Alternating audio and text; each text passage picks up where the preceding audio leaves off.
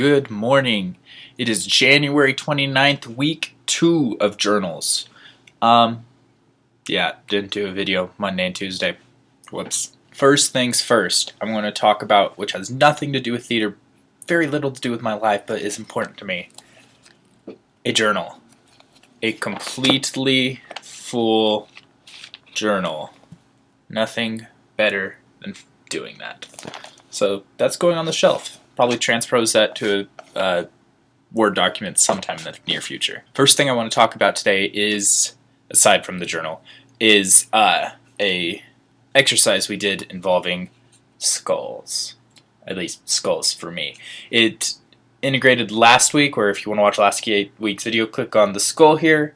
The skulls I talked about and the Rene Magritte's Treachery of Image and image versus representations and a presentation we gave. So I'm going to read out of my journal. It's a different journal though.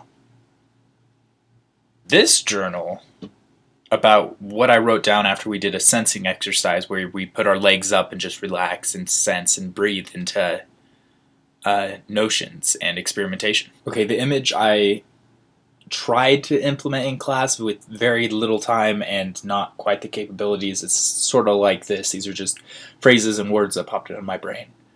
One black chair, no light, sitting in a chair, skull erect, a skull to the right of the chair, single light on my face, making face very scullar, angular. The audience is in the dark, almost skeletons, empty. Eyes just watching, staring straight ahead. Words describing skulls quietly coming from behind and all around, almost a whisper. And I put creepy in exclamation points around it. No sense of where they're coming from, where they will come from next. Wearing a black dress shirt, a red tie, dress pants, but no shoes and socks. So that was mine. It was a lot of fun, interesting to see what my mind came up with on the spot, and how to implement that so quickly. Well, alas, poor YouTube. I knew you. See you tomorrow. Hey everyone, it is Thursday, January 30th, not 20th, which I said in 3 prior recordings of this. It is January 30th. One more day of this month. Yes, I have missed 2 days. And no, I don't care. Yes, I do have a ponytail in my hair. Yes, I do kind of look like a samurai. And no, I don't care what you think. Anyway, enough about me and my awesome hair. I want to talk about Rene Magritte, the guy who I introduced to you last week, and his whole work with the Treachery of Image. He talked about and worked with the actual formation and questioning reality. What actually is it? Is a piece of art actually anything, or is it just pigment on a piece of paper meant to look like something? Is Jackson Pollock splatters everywhere anything? The answer is, of course, duh, yes. But just as that picture was not an apple, where does an apple start? Where does an apple end? If you cut into an apple and have 2 halves of an apple, are they both an apple or not? If you slice that smaller, is that slice an apple? If you break that slice in half, is that an apple? After you chew it and swallow it, is that still an apple? When is it not? When is it? Is an apple seed an apple? Is an apple tree an apple? Or is an apple just a representation of the tree? That question could literally go on forever. And ever. And ever. And ever. So I decided to focus on the smallest thing I could apply it to.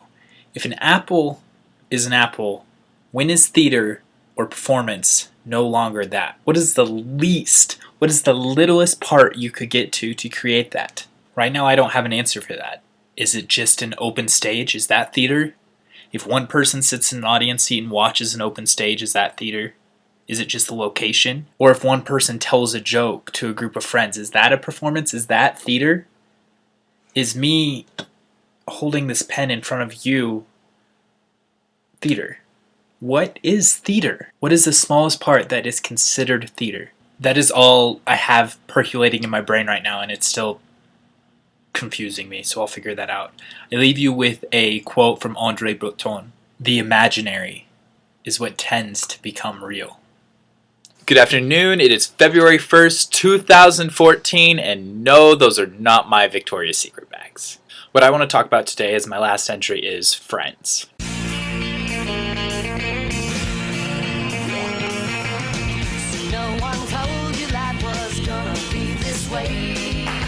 No, not that one, like real life friends. I do have a couple of those. Friends, collaborators, confidants, comrades, amigos, whatever you want to call them, cohort members, they're all important to creating work. Without these people to help you, you would get nothing done. That is part of being an artist, is being vulnerable and able to ask others for help. I was lucky today and ran into a lot of friends that helped me with a project that meant a lot to me. That just reminds me that art isn't just about me, it's about everyone, especially your friends. Be it them helping hold a spotlight or giving you creative feedback or even critiques, they're your friends. That's what they are for. That's all I have for this week. I'm actually going to go hang out with said friends. So, see you all next week.